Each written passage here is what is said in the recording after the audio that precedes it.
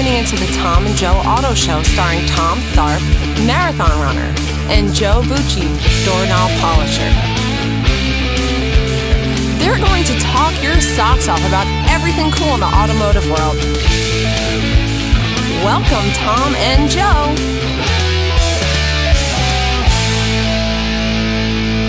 Hey everyone, welcome to the Tom and Joe Auto Show. It's the real thing, Joe, episode 1. What do you think about this? I'm really excited for this, man. This is fun. This is new. This is interesting for us. I hope it's interesting for our listeners. Dude, it's legit. We got the music. I mean, we got somebody, I'm not sure who exactly, up front. I mean, they have titles for us. I'm a marathon runner. Yeah, congratulations. Did you know that about me? Well, I say congrats like this is something new. Maybe it's something you've done for a long time. I don't know. Yes, since a toddler. I was crawling, a marathon crawling runner. I only do the marathons where they blast that colored dust at you. Oh, that's what everybody's doing. All the kids are doing that. Yeah, it's real. I was doing it years ago, though. Oh, okay. All right. They're on the side with the bazooka just blasting you in the face with the blue powder. That's what I do.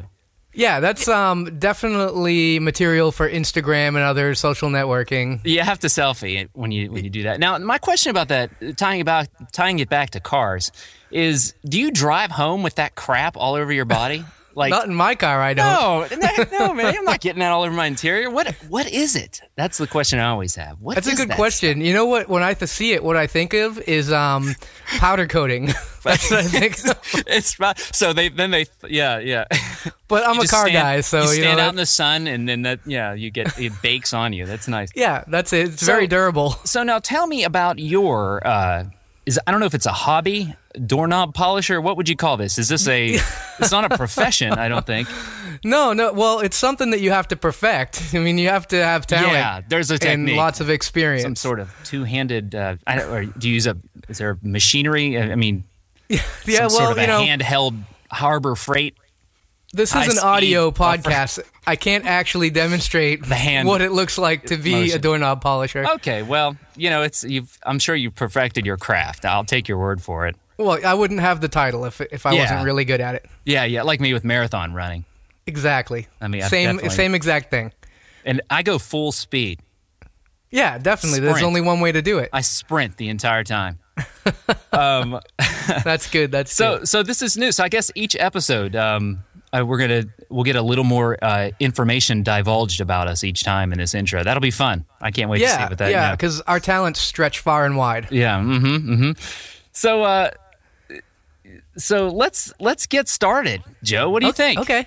Yeah, definitely. Let's let the people hear what they want to hear. Yeah, the way we're going to do this, we're going to just take on a few topics. This is our first episode. We're getting into it here. And since it's our first episode, we thought it'd be fun to just talk about Joe and I's history.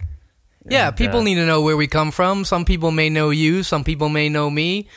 Some people might not know either of us, and they're going to want to know who we are. Yeah, I think, folks, the videos we put out there, I think your videos, when I watch your videos, it seems like when I watch them, I'm like, oh, yeah, that's Joe. Yeah, I hope so. And I feel like mine, it's more like a character almost. Your videos are great, though. They're it's that mixture of a very professional, well-narrated, methodic way of doing things, and I'm just kind of out there throwing my hands up in the air and just saying whatever comes to mind, Yeah, it's two different styles for sure, right? But yeah, so a little bit about us and our background. So, Joe, I'm thinking back, we have on our notes here our 15-year history. So yeah, it's a long time. So this is back. Let's paint the picture now. Take people back. I had moved to Florida, to the Tampa Bay area from Pennsylvania. So here I am. I'm moving to paradise. I'm living in paradise now. Yeah. I moved from the gray skies of the Pittsburgh area. And the whole car scene down there was just like amazing to me. When you got here? It was year round. Yeah, that's great. Up in Pennsylvania, it was just, a few months out of the year, it seemed like, that you could really enjoy your car. Right. And down there, it was just always happening. Dudes were always racing. There were always car shows going on. It was just the coolest thing in the world. And then shortly after that, I'd always liked, turbo cars, 4 cylinders. I'd always liked stuff like that, but I hadn't owned one. And let's see, the first car I picked up it was my 91 GST, front-wheel drive. I remember it well. Yep. And I think, so I'm trying to think of the year exactly on that, because it wasn't too long after that I'd been searching the interweb and found out about the Tampa Bay DSM Yahoo group. Yep, the old Yahoo group. Yeah, like the mailing list deal. And I remember getting on there, and it was a really active group. Yeah, definitely. There was a lot of good active members there. Yeah, I mean, y'all were, and it was a fast group too. Even I remember even in that early time, you know. Yeah, well, fast for back then. Yeah, what year are we talking here? If you had to guess, I'm thinking like 99, 2000. Yep, 99, 2000 for sure. Right.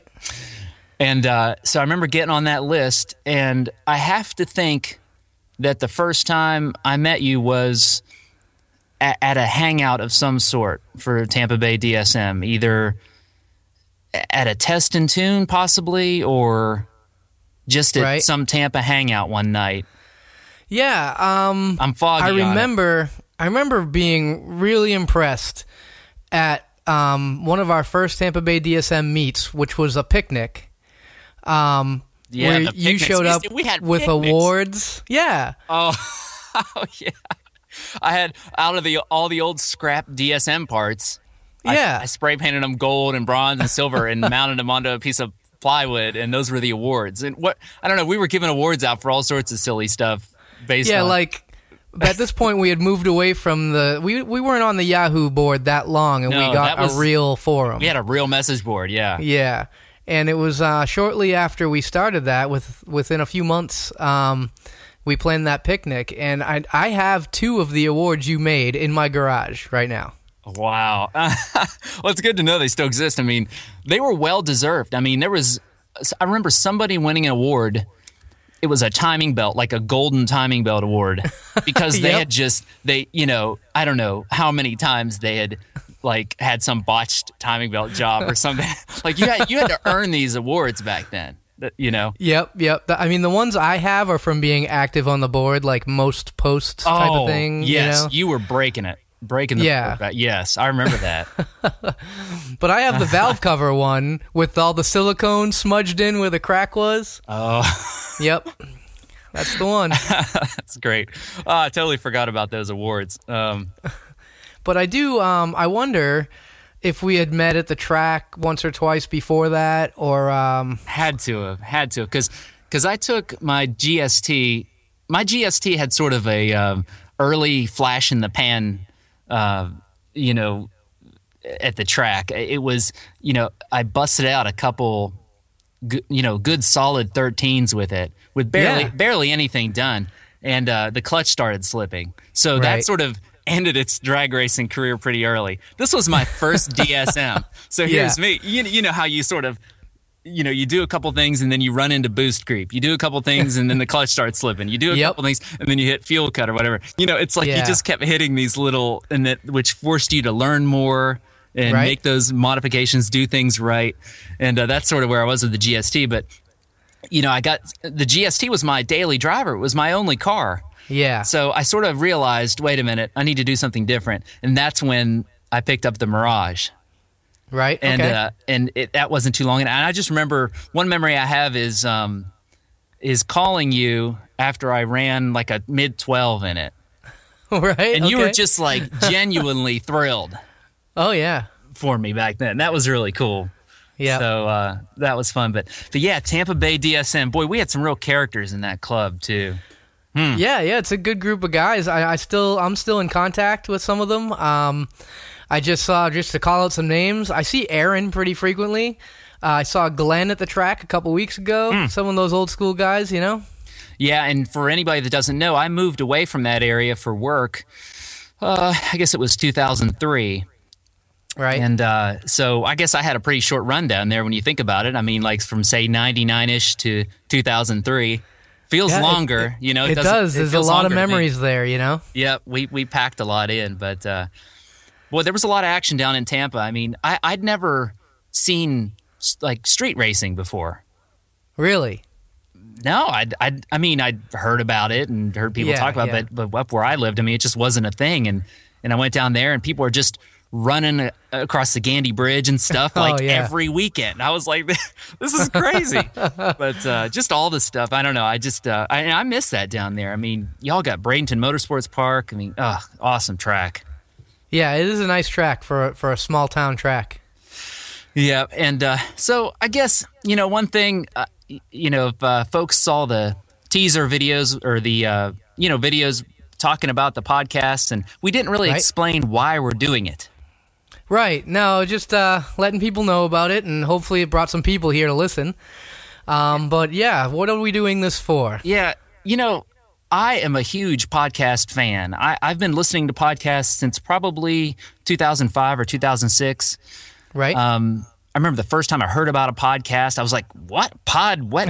That'll never work, Yeah. But I'm a huge fan of podcasts. I mean, I get a bunch of different ones, news, comedy, I mean, all sorts of stuff. I just love them.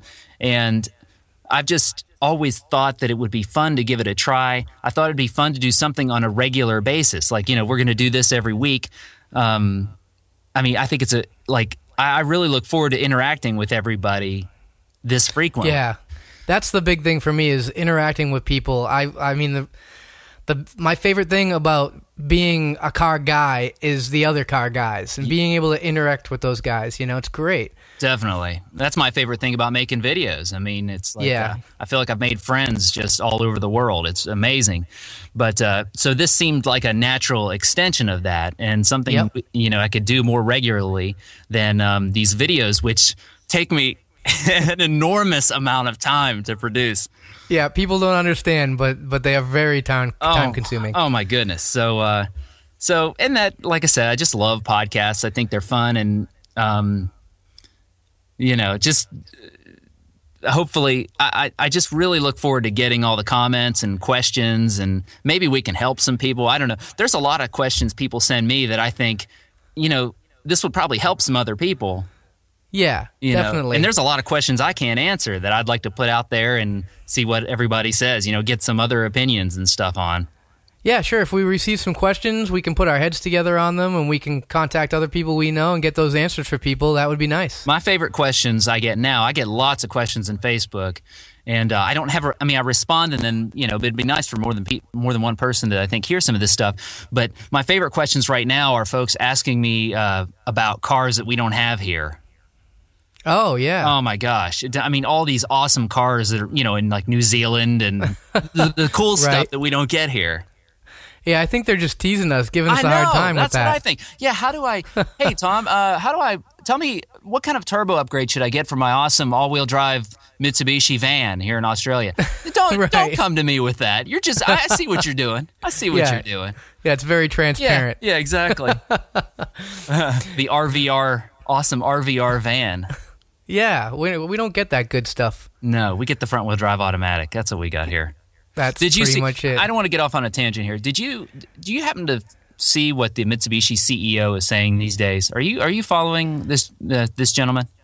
I saw some news about the Evo going away and its quote replacement, which is very interesting, but I'm not sure. It's like a minivan or something. What was it? It's like a hybrid minivan SUV. Yeah.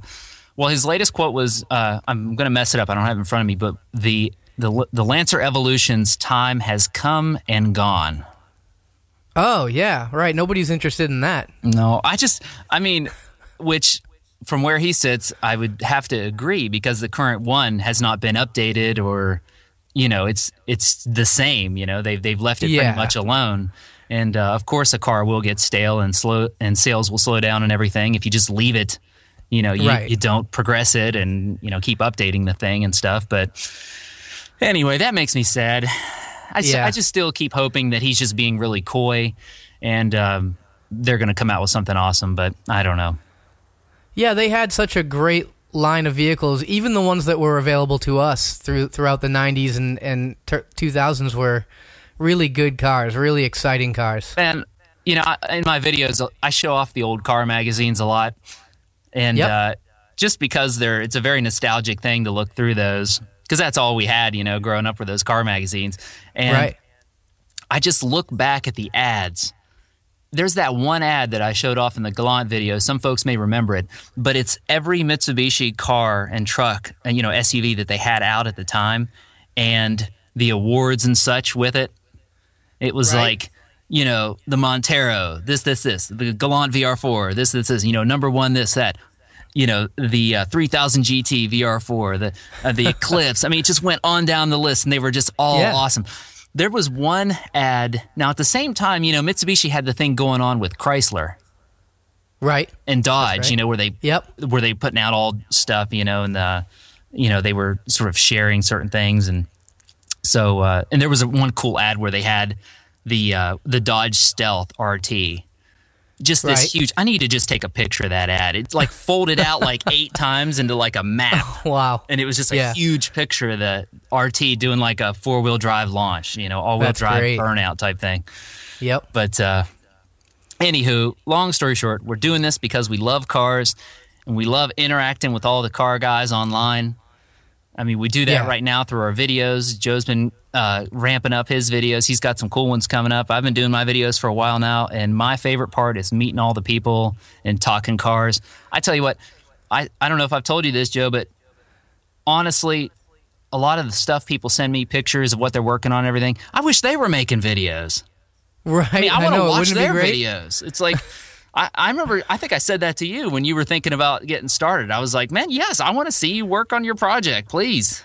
Yeah, that was definitely a push, man, for me when I was thinking about it. I was like, well, if Tom wants to see it, who knows who else wants to see it? Heck yeah, I get bored with my stuff. I want to see other people's. I mean, when I'm telling you what, I know I say it all the time in my videos, but I love when people send me pictures on Facebook of what they're working on and everything. It's my favorite thing in the world when I see pictures roll in there.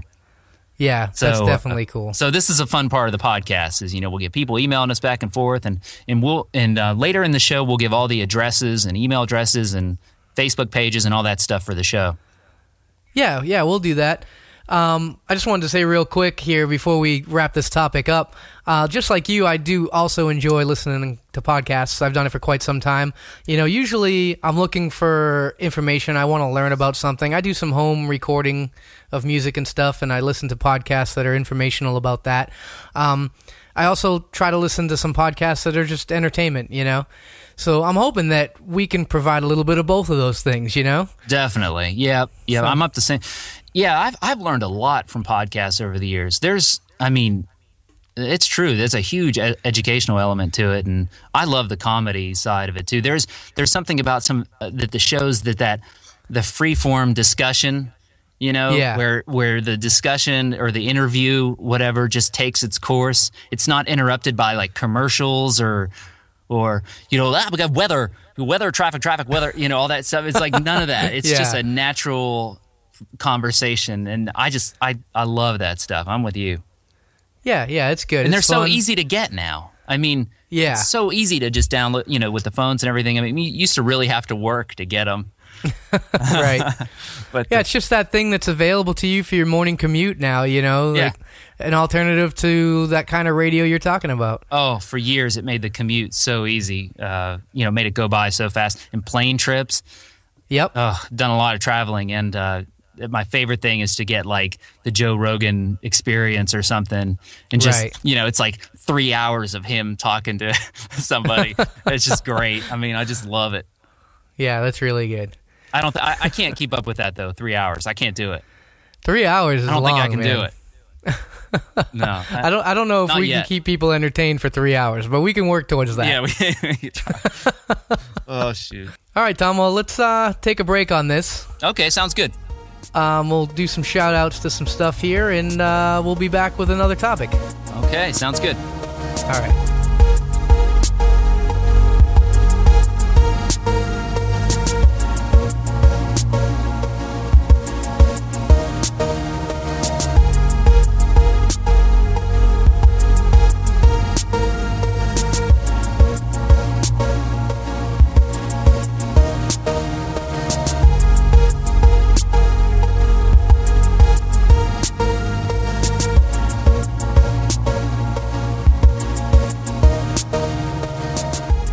We're back. Of course, you can get in touch with us. We welcome all of your feedback. Of course, we're looking for your comments, your feedback, any questions you have. topic suggestions, any of it. We want it all. Ways you can get in touch with us. We have an email address, Tom and Joe's email @gmail.com. Our Facebook page is The Tom and Joe Show. So facebook.com/The Tom and Joe Show. Our Twitter account is Tom T and Joe B. And so those are the main ways to get in touch with us there. Yeah, we definitely look forward to receiving questions from you, whether it's through our email or through our social networking sites. We're going to go ahead and answer those questions for you in future episodes. Like if you have a question about your specific car, or if you just have a suggestion on something you'd like to hear us talk about, definitely send that right over to us. We'd love to talk to you about it. Yeah, sounds like a plan. So our next topic that we have for this first inaugural episode is our earliest car memory. Oh, this is going, man. You got to go way back on this one, Joe. Way, way back. I mean, we're both, anybody who knows us, we're huge car people. I mean, I'm sure if anybody's listening to this right now, they're the same. We're the same people. They know exactly what we're talking about. That's true. Yep. So, okay, well, you go first, Joe. What do you think? Or you need a little time? No, I think I can come up with something here. I have a lot of early car memories. My dad was kind of a hot rod type of guy, as long as I can remember. When I remember being very small and him taking me for rides in his 68 Corvette, and things like that. Yes. I didn't realize how cool that was at the time. Mm-hmm. Yep. But when I did realize how cool cars were was back when I went to pick up a car that my dad found in the old want ads that we had up in the Northeast. Yes. Just your little paperback book full of text. Love the want ads. We had something in our town called the I Wanta, the want ads. Oh, all right. And it was just like a photocopied, stapled together thing. That's pretty much it. But it was mostly cars, so I know exactly. I love those. Oh, yeah, I used to read it for entertainment, And the old just for the fun of it. And the old printed Auto Trader books. Yeah, like all those. Those were great. When you went car shopping, you'd grab the paper, you'd grab the Auto Trader books, the Ad Weekly, the I Wanna, all those. Yep. You just have this big stack of paper going around. Yeah, it was like a Christmas wish list or something, circling them and calling. Yeah. Oh, man. The internet has just changed this so much. It's just amazing to think about. Yeah, it's very different. But I remember my dad telling me, and showing me pictures of 1940 Chevrolet was his favorite car. And he had one that he hot rodded up when he was a kid, and he wanted to find another one. As he got older, he was like, I want to build another 40 Chevy, which kind of sounds familiar to me at this point, with my own situation. Yes. Anyway, I was probably 9 or 10 years old, and he asked if I wanted to go with him and his best friend, Steve. And we took a ride. It was a good long ride, couple hours, to go look at this 1940 Chevrolet sedan. The one he had when he was younger was a coupe, so he was like, I'll check it out, look at the four-door. So we took a ride down to look at it, and the car was a four-door, and what blew my mind about it was that it had suicide doors. Whoa. Seriously? I had never seen such a thing. Yeah. Huh. Yeah, it was really cool, and it was gigantic. It was the largest car I'd ever seen in my life. And that's the only thing that makes a four-door cool, really. Right. I mean, when you think about it has suicide doors. Suicide doors, that'll do it. Yeah. But yeah, I remember us going there, and I remember seeing it, and like it was like nothing I had seen before. I mean, I saw the pictures of his hot rodded coupe, Yep. But this thing was a tank. We stopped and walked around it like you do when you go to look at a car. You kind of put your hand on your chin and walk around it a little bit. You need to walk around. And we opened up the door on it, and what a disgusting, musty smell came out of that car. Oh, yes. Yes, I know that smell exactly. That old car interior smell. They all have that old, musty, they've all got that going on, those old cars like that with the original interior.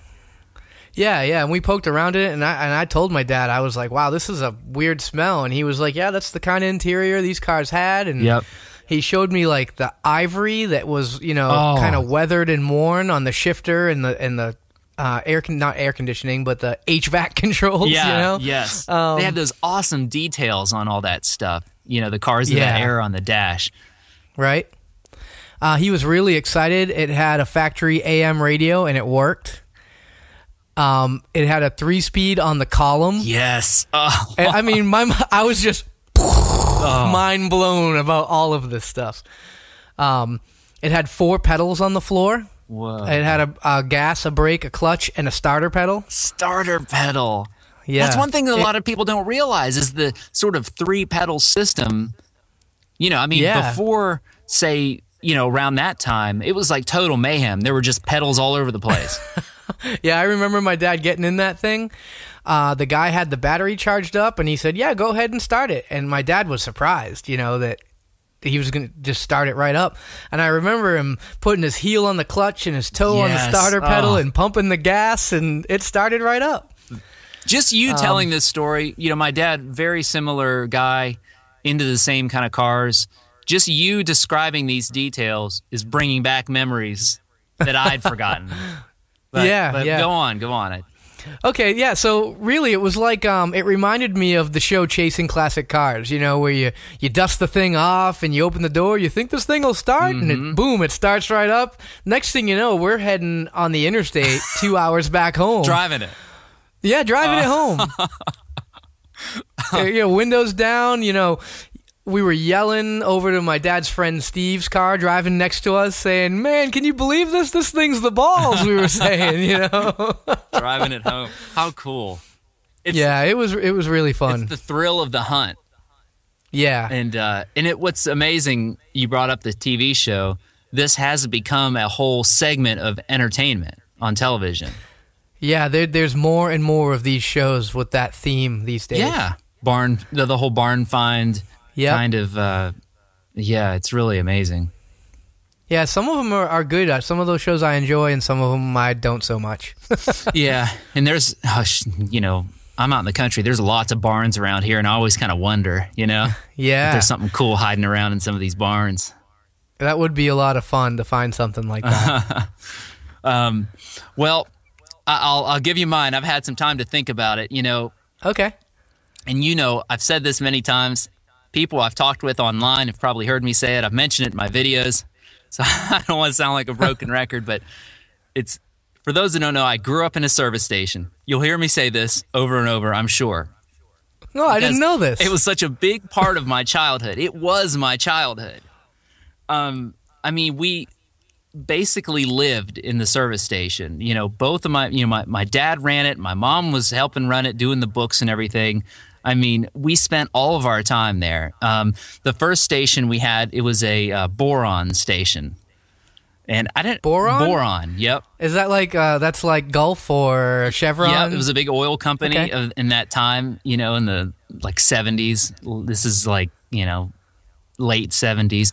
And so this is the boron station right off of the highway, off of I-79. And my earliest memory is just hanging out at this station, just, keeping busy. And what I'm thinking back to being like, I don't know, 3 or 4. These are really foggy memories, but wow, yeah. The thing I remember the most is there was no office in the building really. My dad and mom's office was the stock room where they kept all the oil filters and fan belts and all that kind of stuff, and which was also where the compressor was, the air compressor. Oh, that's convenient. And this was probably some kind of, pre-World War II era air compressor. And I just remember that thing kicking on and being scared to death when I was a kid when that thing would kick on. So that's one. But my big job at the old boron station was we had a humongous tractor tire on the edge of the property, and that was sort of the thing that you could see going down the highway, that would... Oh, okay. It was, it was a real eye-catching thing as you came down the highway. So my job, I don't know how often I was doing this, but my job was to get a paintbrush and paint the white wall white on it. Right. And I don't know, I guess it kept me busy. I can't imagine giving my 4 or 5-year-old a can of white paint and a paintbrush. I don't know what kind of, I just can't even imagine that scenario. But anyway, that was my job, to paint the white wall. Right. You know, I don't know, once a week, how often I was doing it. But so along that same line, speaking of paint, another very early memory was, and there's actually a picture of this, and it's one of those things where I think the picture helps the memory stick in there. But it was one of those times where, you know, when your dad watches you and you sort of get away with a bunch of stuff, he's just trying to keep you busy. So, you know, whatever.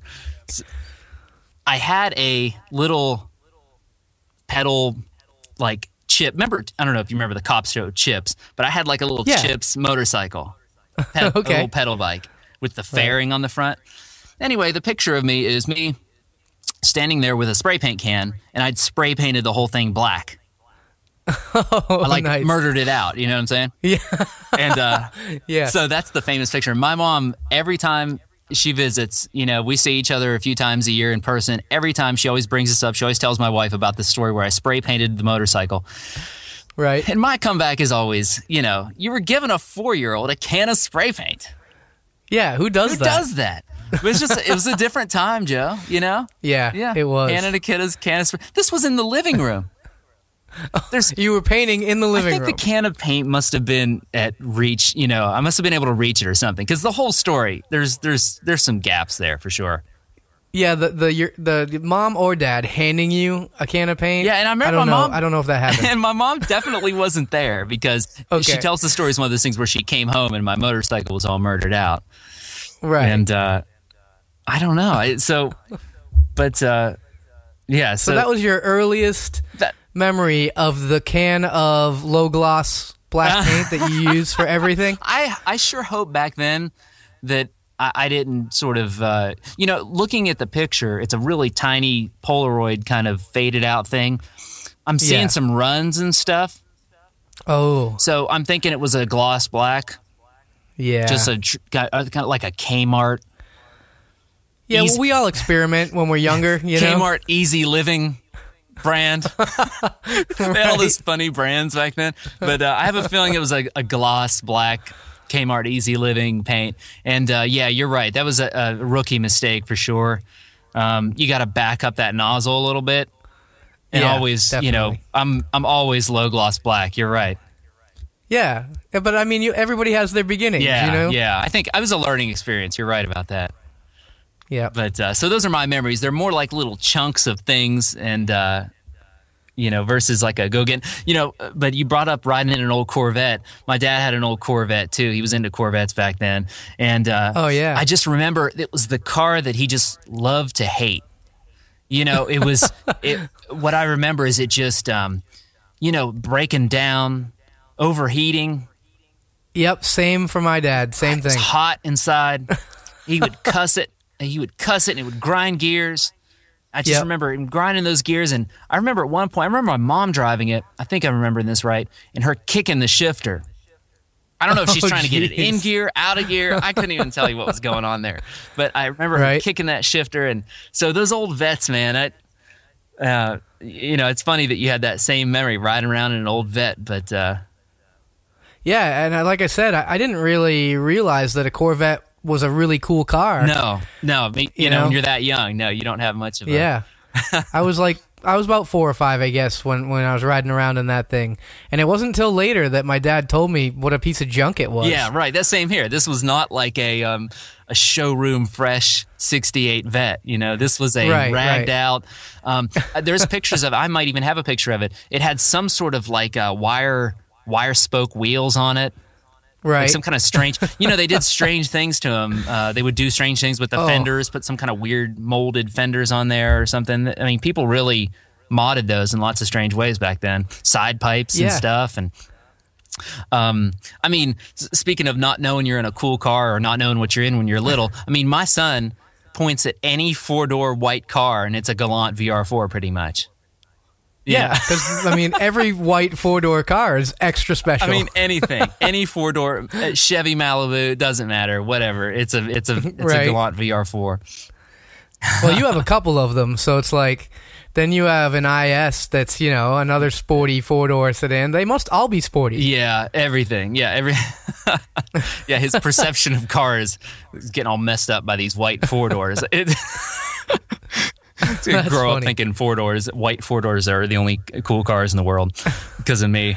You keep saying things that remind me of other things. We're going to end up talking for hours here. I know. But first, I wanted to tell you that my dad's Corvette had molded up pop-up headlights with square bulbs, double square on both sides. You know what, though? I bet back then that was such like a modern, awesome look.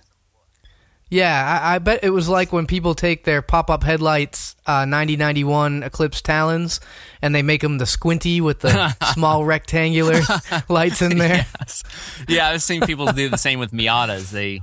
I've seen it done well in some ways and not so good in other times. But squinty, that's a good way. And about the white four-door thing, a good friend of mine has a Evo 9 RS. And when I take my daughter for a ride in that, she thinks it's a race car because the car's pretty quick. It doesn't feel like my Focus does when I drive it. Yeah. But she can distinguish between the white four-door Focus and the white four-door Evo. The funny part about the Evo is the first time my daughter got in that car, she looked at the door and grabbed the roll-down window crank and started pulling it horizontally like it's the hand, away from... and she's like, how does this work? Oh, shoot. In the interior of an Evo, that thing will just break right off in an instant. Oh, yeah, it's, I was worried for a minute. I was like, don't break his car. You got to crank the window down. That's why you say roll down the window. Wow, yes, what a foreign thing to a kid, roll down windows. That is, yep. I forgot that they made the Evos that way, in that trim, with the manual floor. Yeah. Oh, what a crazy thing they did. It was pretty for funny racing, when she did that. Man. It's for racing, all those roll down windows. Oh, yeah, that car is like totally from the factory race car. I was under the dashboard the other day to hook up a wire for a wideband, and I looked up at the firewall, and it was just a white metal firewall. There was absolutely nothing on it. See, that's when cars don't come like that. See, that's when I hear the CEO guy talk. It just makes me sad. I just hope he's trolling us or something, and because I feel like that, like Mitsubishi's like my last hope to do some really cool stuff. I don't know, Subaru. They show some cool concepts off. Like, there's been a couple WRX concepts that were like, man, that looks awesome, And then they come out with the actual version, and it's sort of like, oh, that's not quite what, Right. But, there's lots of cool car stuff going on. And we got the auto show season coming up. It reminds me of that. I mean, we're going to see so much good stuff in the coming months. We got Detroit coming up in January, and then Chicago and New York. It's going to be great. I can't wait for that. It's my favorite time of the year. And even next week, I'm heading up to Indianapolis, and I'm going to be attending the Performance Racing Industry show there. So you lucky dog. Oh, yes. I feel very lucky. Hey, you know who's going to be there? I saw online. Freiberger. Who's Freiberger? I believe he's I don't know, he might be the editor-in-chief of Hot Rod Magazine and Roadkill. And oh, wow, yeah. Star of the incredibly popular Roadkill series.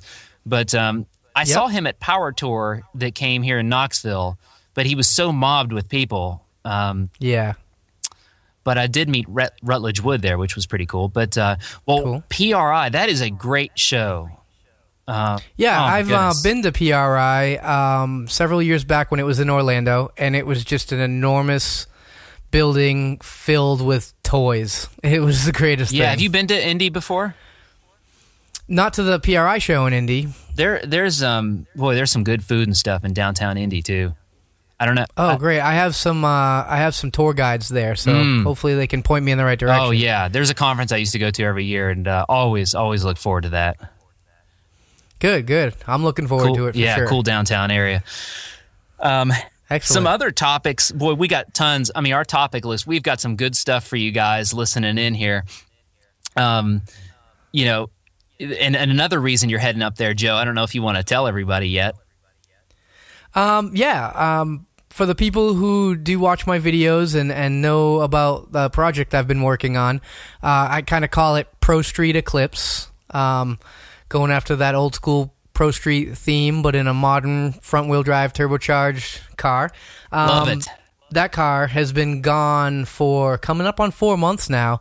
Wow. At the chassis shop. And I'm going to pick it up, finally take it back home, and start doing some of the good stuff to it, you know? That's exciting, man. I can't wait to see the video and stuff. That's going to be great. Yeah, they'll definitely be. I've been definitely slacking on my videos a little bit lately. I just haven't had the car here to work on it. So once the car's here, and I'm doing work to it, there'll be more videos. Well, so. I know. I see on Facebook when I've seen you. I don't know if you shared it or liked it or what, but I've seen some of the pictures that Fat Fab was posting up of your build, like just some little shots. Yep. Man, they do great work. Holy cow! Yeah, I mean, they're very talented. That's going to be like the best roll cage in the world.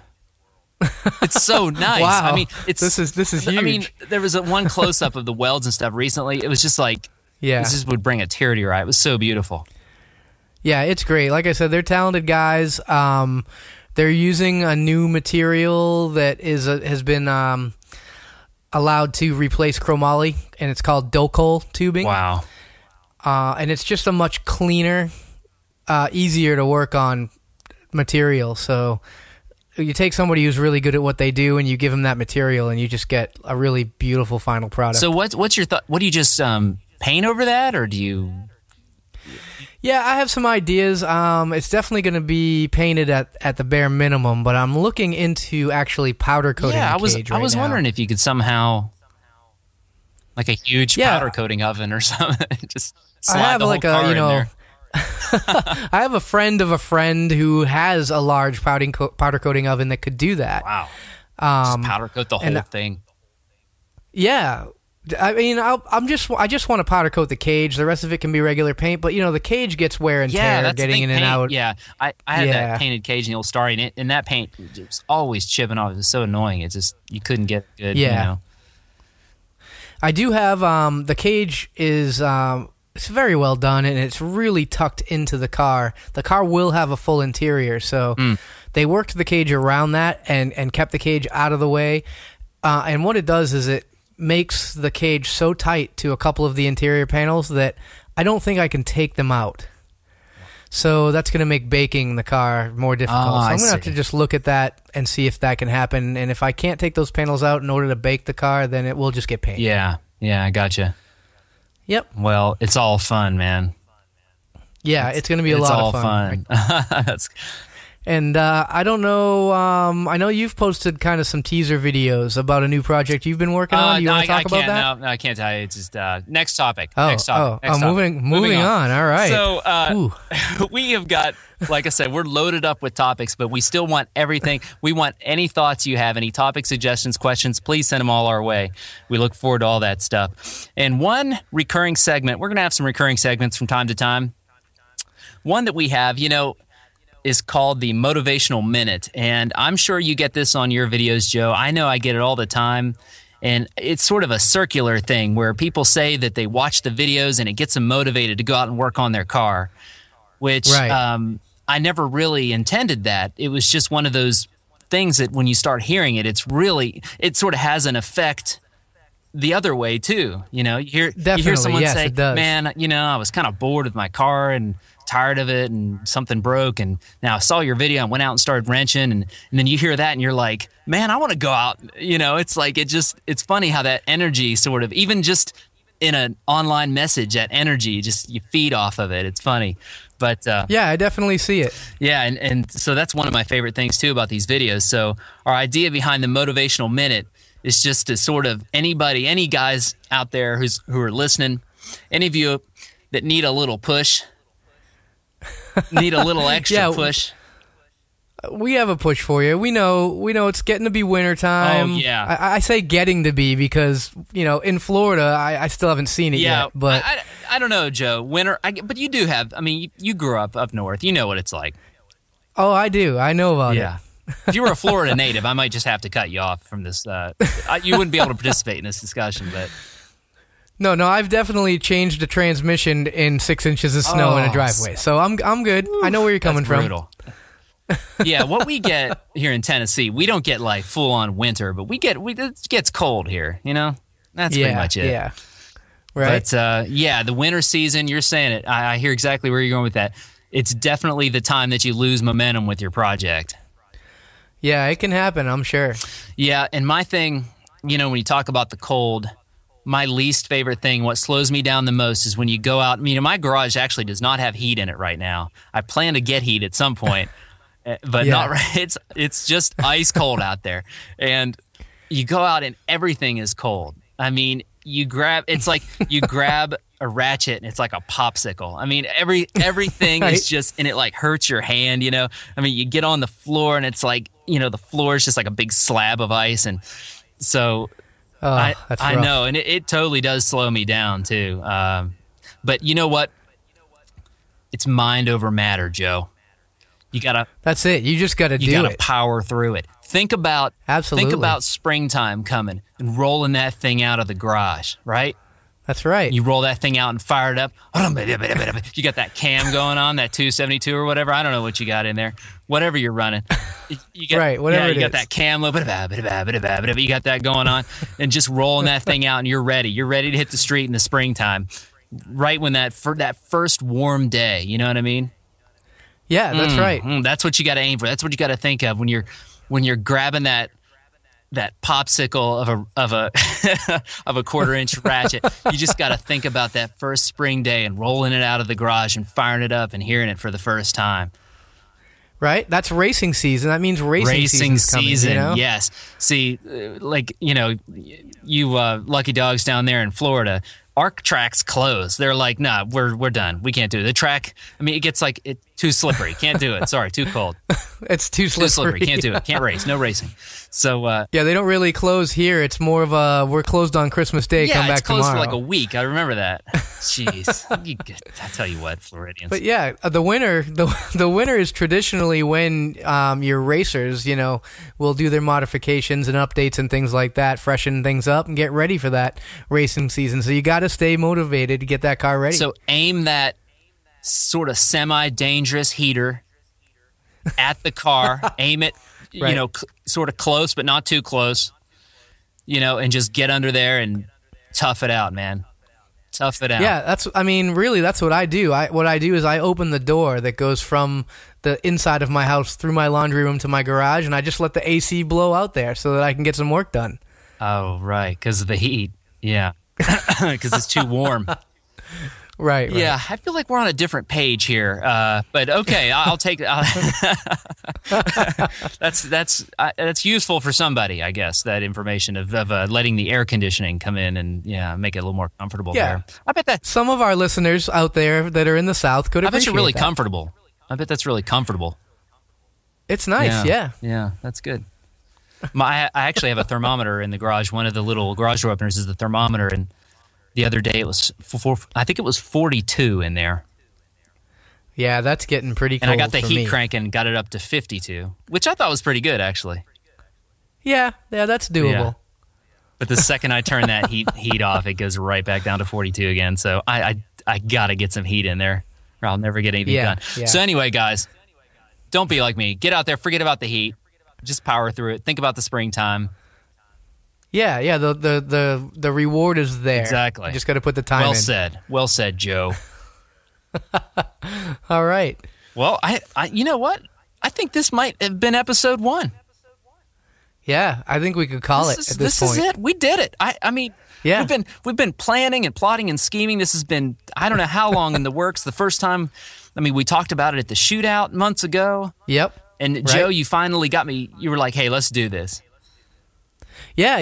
I was glad that you were as anxious to do it as I was when I brought it back up. Yeah, man. Well, Joe's making a lot of the technology happen, which was a lot of what sort of scared me away from doing it. And yeah, yeah, we got this. We got this. This is episode 1 in the books. This is it. Well, yep. I want to first of all thank everyone again for listening and tuning in. So please do subscribe. Please listen again. Please send in your feedback and comments. Tell us what you think. Send in any questions, whatever you got. And we'll be doing this each week. We'll see how y'all like it and see how it goes. What do you think, Joe? Yeah. We really appreciate anyone who took the time to listen to this. And, it means a lot to me. Hopefully, you got your iTunes, podcast subscriptions you can do. We're going to have this pumped out to YouTube where you could subscribe as well. So, there's lots of methods that you can find to listen to us, and we appreciate it if you do. And send those questions in. Give us some stuff that we can interact with you about as the listeners, and we got a lot more episodes coming up. All right. I'm excited. I'm pumped, Joe. Let's do it. All right. Well, until next week, thanks for listening. We'll see you then. All right. Yeah. Thanks, guys, for listening. Talk to you later, Tom. See you, Joe.